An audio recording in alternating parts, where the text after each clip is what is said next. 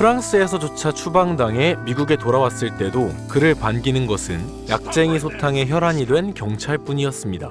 사기꾼 프로모터와 계약을 해버려서 무리하게 양산형 음반을 찍어내다가 짝퉁 뮤지션으로 폄하되고, 부모님의 집으로 돌아와서도 마약을 끊지 못해 동네에서도 손가락질을 당하고, 마약 거래로 체포되었을 때는 형량을 줄이기 위해 거래처의 정보를 불어버리고 밀고자가 되었죠. 이에 대한 보복인지 며칠 후 길을 가다가 괴한에게 심하게 얻어맞았는데, 이때 치아가 박살이 나는 바람에 트럼펫조차 제대로 불지 못하는 신세가 되었습니다.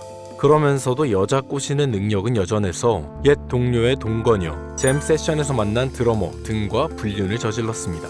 뉴욕에서 챗 베이커가 연주를 동원해 겨우 취직한 재즈클럽 하프노트는 여러모로 그를 닮아 있습니다. 당시 대중의 관심은 락과 팝 음악으로 넘어가 있었고, 복고풍을 고집하는 하프노트는 만성적인 적자에 시달리고 있었거든요. 시대의 흐름을 따라가지 못한 클럽과 박살난 음악가의 조합은 호사가들의 입담을 타고 퍼져나갔습니다. 이외에도 가끔씩 이탈리아나 프랑스 등에서 재즈 페스티벌에 참가할 기회는 주어졌고, 연주 자체는 훌륭했지만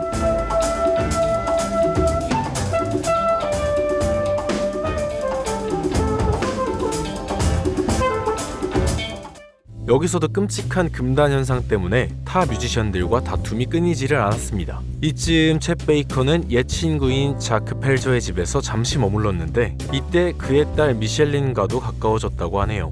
80년대에 들어서는 옛 동료들이 하나 둘 마약 중독으로 죽기 시작하면서 챗 베이커에게도 그늘을 들이웁니다.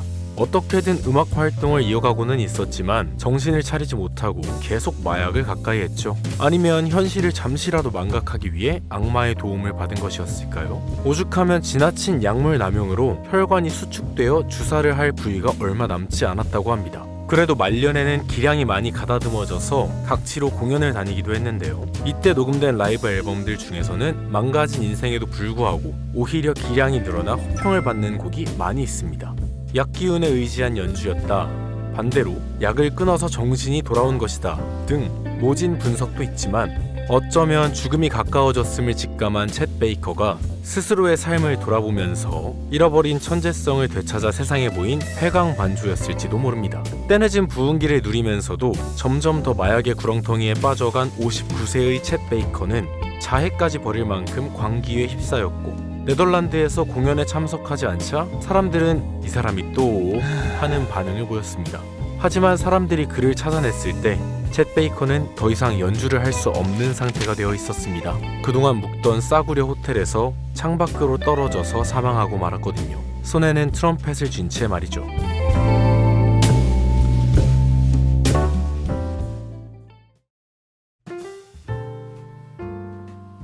와, 정말 끝이 없는 드라마네요. 챗 베이커에 대한 평가는 상당히 호불호가 갈립니다. 일반적으로는 쿨 재즈 자체의 역사를 상징하는 인물로 이야기되곤 하는데요. 어려서부터 찰리 파커와 협연을 한 천재로 시작한 유년기부터 마일스 데이비스와의 라이벌 구도, 퇴물 취급을 받으며 추억팔이로 먹고 사는 말년까지 시대적으로도 서사적으로도 겹치는 부분이 많기 때문이죠. 이외에도 자기관리에 실패하여 음악사에 변혁을 가져올 정도의 영향력을 발휘하지는 못했다는 비판을 받기도 합니다. 하지만 그만큼 옹호론자도 많이 있죠. 애환으로 가득하면서도 음을 아끼는 절제미가 풍부한 음색이 쿨재즈의 문법과 일으키는 시너지는 직접 들어보면 챗 베이커가 마냥 가심만으로 유명세를 얻은 것이 절대 아니라는 것을 알 수 있습니다. 그를 3대 디바 중 하나인 빌리 홀리데이와 동급으로 여기는 애호가들도 많은데요. 홀리데이도 비극적인 유년기를 예술적 색채로 승화시킨, 어쩌면 처절하게도 들리는 발성으로 유명하죠.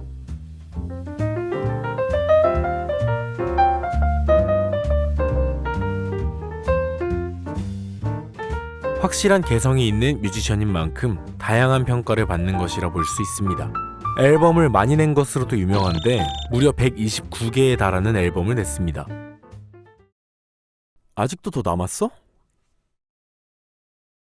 와... 트랙을 다 합치면 녹음된 곡만 약 1600개라고 하네요. 약값을 벌기 위해 찍어낸 졸작이 반 이상이라는 것이 아쉽지만, 그럼에도 듣기 좋은 곡들이 많다는 건 그만큼 챗 베이커의 역량을 보여줄 수 있는 부분이라고 생각합니다. 한 가지 더 생각해 볼 점이 있는데, 대중성 역시 작품을 평가하는 데 있어 매우 중요한 요소라는 점입니다.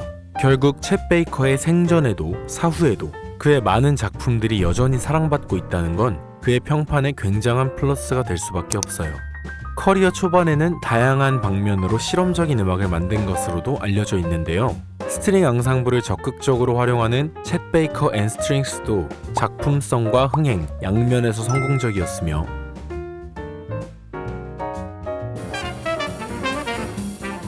챗 베이커 앤 크루에서는 핫재즈에 가까우면서도 쿨재즈 특유의 정교한 화성을 담아내어 플레이보이즈 올스타 재즈 어워드에서 수상을 하기도 했습니다.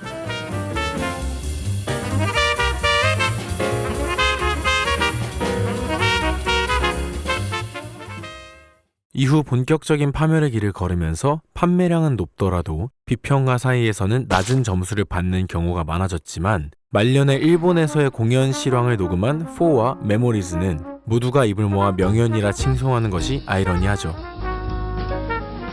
특히 브로큰 윙을 듣고 있노라면 말년의 챗 베이커가 그간 겪어온 순환과 애환을 날개가 꺾이지 않았던 시절의 이야기를 절절히 담아내는 것 같은 기분이 들곤 합니다.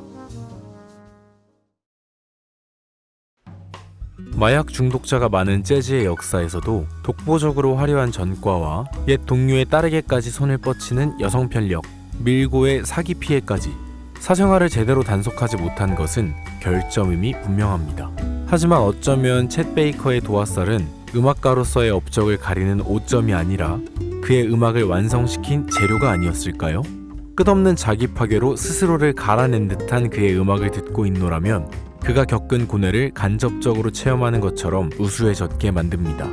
챗 베이커의 인생은 앞으로도 수많은 논란의 주제가 되겠지만 챗 베이커의 음악은 앞으로도 수많은 사람들에게 감동을 줄 것입니다.